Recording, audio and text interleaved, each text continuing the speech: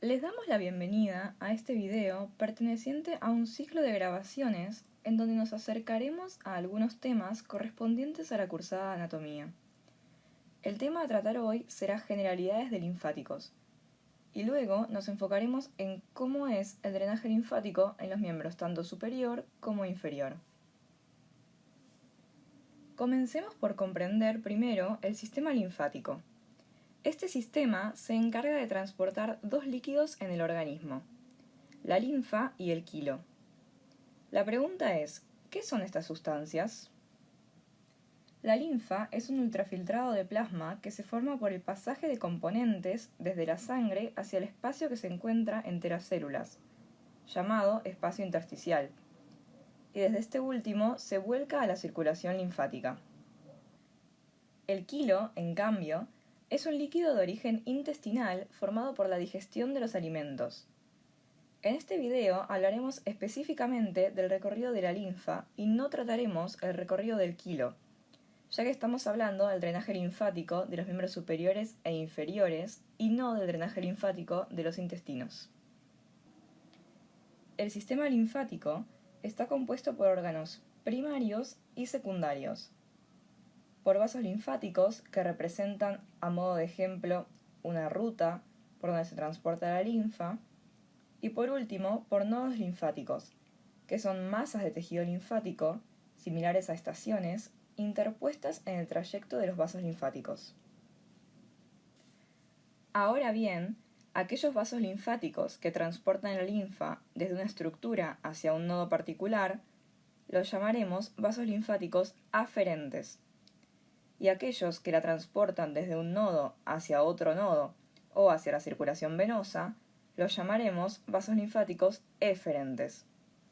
Ojo, fíjense que los vasos linfáticos eferentes de un nodo representan el vaso aferente del nodo al que drenan, y lo mismo ocurre de manera sucesiva entre nodos. En el caso de ambos miembros, recordaremos que el recorrido de la linfa comienza en la periferia, es decir, en la región más distal del miembro, y poco a poco el conjunto de vasos linfáticos van recogiendo la linfa de las distintas regiones del miembro, cuyo destino final siempre es volcarse la sangre venosa. Depende de cada miembro, lo cual aclararemos en el desarrollo de cada uno, la linfa va a dirigirse hacia alguno de los conductos colectores terminales. Son dos. A la derecha encontramos al conducto linfático derecho y a la izquierda encontramos al conducto torácico. La linfa que se encuentre en ellos, finalmente, va a incorporarse a la circulación venosa, desembocando en el ángulo yúgulo-subclavio, es decir, aquel que se forma por la unión de las venas subclavia y yugular interna, tanto a la derecha como a la izquierda de nuestro cuerpo. Antes de comenzar con la descripción de cada miembro, queremos que noten que el trayecto de la linfa a través de los vasos linfáticos es igual al de la sangre en los vasos venosos, es decir, se dirige de distal hacia proximal, y es por esto que podemos decir que el sistema linfático es un sistema anexo al sistema venoso, que finalmente termina desembocando en el mismo. Ahora sí, arranquemos a describir el drenaje linfático de los miembros superiores. Existen dos redes, una superficial y otra profunda. Ambas redes van a drenar en los grupos ganglionares de la axila. Estos grupos se encuentran inmersos dentro del tejido celuloadiposo de la fosa axilar y se distribuyen dentro de 5 grupos principales: humerales, pectorales, subescapulares, centrales y apicales. Ahora procederemos a explicar la ubicación de cada grupo y hablaremos de sus aferencias, es decir, de dónde viene la linfa que reciben, y de sus eferencias, es decir, hacia dónde se dirige la linfa luego de pasar por allí. El primer grupo que describiremos es el grupo ganglionar humeral, o también llamado lateral. En cuanto a su ubicación, sus ganglios se encuentran escalonados mediales al paquete vasculonervioso de la axila. Este grupo se encarga de recibir a los vasos linfáticos del miembro superior. Es decir, este grupo se encarga de drenar la linfa de este miembro. Otro grupo ganglionar es el grupo pectoral o anterior, así llamado porque se encuentra en el borde inferior del músculo pectoral mayor y en íntima relación con los vasos torácicos laterales. Este grupo drena la linfa de la mayor parte de la glándula mamaria, alrededor de un 75%, y además la linfa de la pared anterolateral del tórax. Otros conforman el grupo subescapular o posterior, quienes son satélites a la arteria subescapular y están apoyados sobre la pared posterior de la fosa axilar, más específicamente entre los músculos redondo mayor y subescapular. Este grupo recibe la linfa proveniente de la piel y los músculos de la parte inferior del dorso del cuello y del tórax. Encontramos ahora al grupo central, conjunto de ganglios situado entre los grupos precedentes, en el medio del tejido celuloadiposo que ocupa la porción central de la fosa axilar. Este grupo ganglionar se encarga de recibir la linfa proveniente de los grupos humerales, pectorales y subescapulares, es decir, los tres grupos que describimos previamente. Finalmente, encontramos un grupo de ganglios ubicados en el vértice de la fosa axilar, los cuales conforman al grupo apical. Este grupo recibe aferencias provenientes de el grupo central y además de los otros tres grupos ganglionares de la axila. Por ende, este grupo recibe toda la linfa proveniente del miembro superior, una porción de las partes blandas que cubren la caja torácica y la región mamaria, la parte inferior de la nuca y los tegumentos y músculos de la parte supraumbilical de la pared abdominal. Sus eferencias dan origen a uno o varios troncos subclavios, los cuales vierten su contenido en el confluente yúgulo subclavio correspondiente. Ahora que ya describimos los grupos ganglionares, podemos pasar a la descripción del recorrido de los vasos linfáticos del miembro superior, es decir, el recorrido que realiza la linfa para llegar a los ganglios que describimos previamente. Comencemos describiendo los vasos linfáticos superficiales. Estos comienzan en los dedos, alcanzando por los surcos interdigitales la cara dorsal de la mano y del antebrazo. Luego, en el antebrazo, estos grupos dorsales se vuelven anteriores. En la cara anterior del antebrazo reciben los linfáticos provenientes de la palma de la mano. Luego, los vasos continúan por la cara anterior del antebrazo, dividiéndose en laterales y mediales. Los mediales siguen a la vena basílica hasta que ésta atraviesa la fase superficial para volverse profunda, donde los vasos desembocan en los ganglios axilares humerales. Por otro lado, el grupo lateral sigue a la vena cefálica. De estos vasos, algunos van a desembocar al grupo humeral junto con los mediales, pero otros continúan el trayecto de la vena cefálica hasta el triángulo deltopectoral, donde desembocan en el grupo apical o en un ganglio supraclavicular. Continuemos ahora con los vasos profundos. Estos son satélites de los grandes vasos sanguíneos.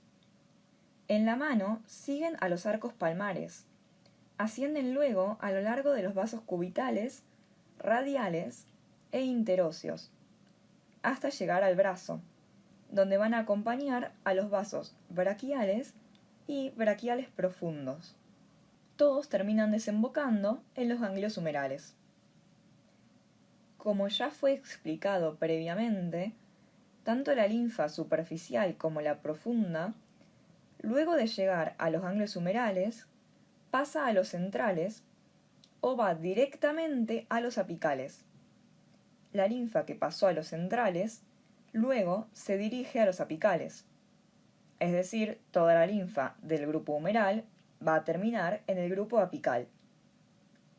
Por último, de los apicales pasan al tronco subclavio y, pasando previamente por los conductos linfáticos, el conducto torácico a la izquierda y el conducto linfático derecho a la derecha, terminan alcanzando el confluente yugulosubclavio correspondiente, para finalmente drenar en el sistema venoso.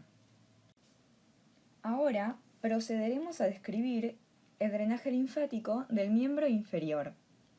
Vamos a seguir la misma dinámica, comenzando a describir los grupos de nodos que existen y luego sus aferencias y eferencias. En los miembros inferiores, los grupos de nodos linfáticos de mayor relevancia se encuentran en dos regiones, la región poplitea y la región inguinal. En la región poplitea, los nodos son profundos y se encuentran escalonados a lo largo de los vasos poplíteos. Uno de ellos adquiere íntima relación con la desembocadura de la vena safena menor en la vena poplitea. En cuanto a los nodos de la región inguinal, estos se encuentran tanto de manera superficial como profunda. Pero, ¿en base a qué criterio se los clasifica en superficiales y profundos? En base a su relación con la fascia cribiforme, es decir, si se encuentran superficiales o profundos a ella. Comenzaremos a describir los superficiales. Estos son subcutáneos y se ubican alrededor de la vena safena mayor, en el triángulo femoral, en la región donde ésta penetra a la fascia cribiforme para volverse profunda y desembocar en la vena femoral. Si trazamos dos líneas, una vertical y otra horizontal, que se crucen a la altura de la desembocadura, se puede dividir a los nodos inguinales superficiales en 4 grupos. Un grupo superomedial, uno superolateral, uno inferomedial y otro inferolateral. En cambio, los nodos inguinales profundos, que se ubican profundos a la fascia cribiforme, se encuentran mediales a la vena femoral, dentro de lo que llamamos conducto femoral. Queremos destacar que dentro de este grupo se encuentra el ganglio linfático intermedio o ganglio de Cloquet, el cual es el más superior y lo podemos ubicar en el anillo femoral, es decir, la región más medial de la laguna vascular. Con esto damos por finalizada la descripción de los grupos de nodos. Ahora hablaremos de los vasos linfáticos del miembro inferior, que, al igual que en el miembro superior, los podemos dividir en una red superficial y una red profunda. Comenzaremos con los vasos superficiales, que, como sabemos, nacen de los revestimientos cutáneos, a diferencia de los vasos profundos que drenan la linfa de estructuras profundas del miembro. La linfa sigue el mismo sentido que la sangre venosa, y es por esto que la descripción debe comenzar por el pie, donde las redes de vasos linfáticos allí originados se van a dividir en troncos colectores mediales, laterales y posteriores, los cuales comienzan su trayecto ascendiendo por la pierna. En el caso de los troncos posteriores, los cuales siguen el trayecto de la vena safena menor, van a desembocar en los nodos poplíteos. En cambio, los troncos colectores mediales y laterales continúan ascendiendo hacia el muslo respectivamente por su cara medial y lateral. Los mediales siguen el trayecto de la vena safena magna hasta el triángulo femoral y van a drenar su linfa en los grupos inferiores de nodos superficiales, tanto al grupo inferomedial como al grupo inferolateral. En el caso de los troncos laterales, estos toman una dirección oblicua hacia superior y medial para desembocar en los troncos colectores mediales. Además de la linfa de los miembros inferiores, los grupos inguinales superficiales van a recibir linfa proveniente de otros sectores del cuerpo.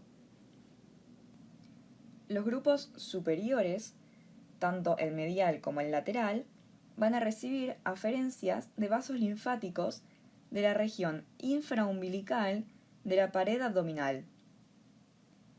Asimismo, la linfa de los genitales externos va a drenar en el grupo superomedial. Por último, la región glútea es drenada por vasos linfáticos superficiales que van a ir, en su mayor parte, al grupo superolateral.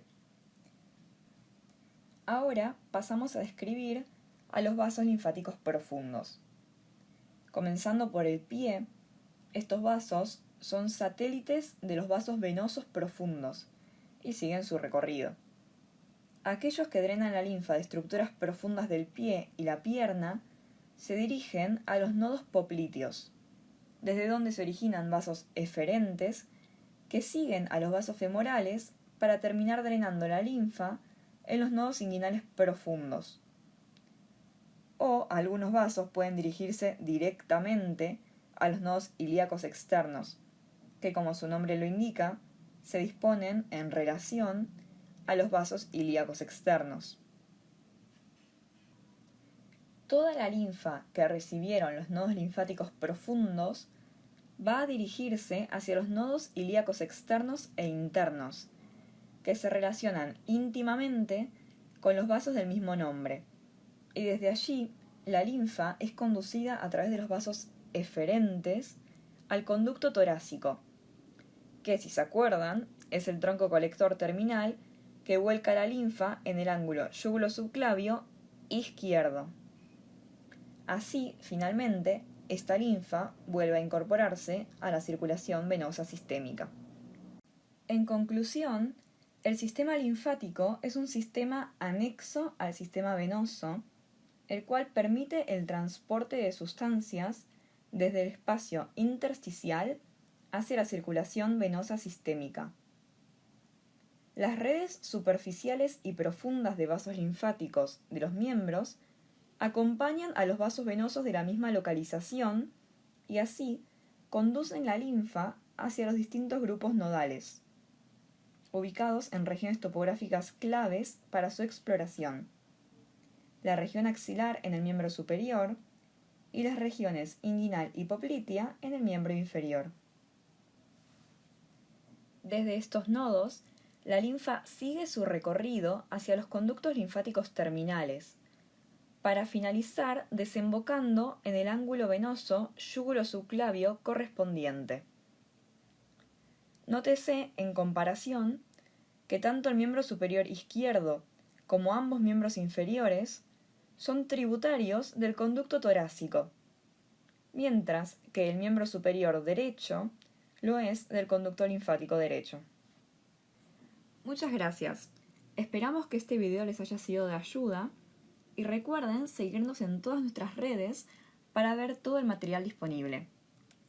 Esta es la bibliografía utilizada.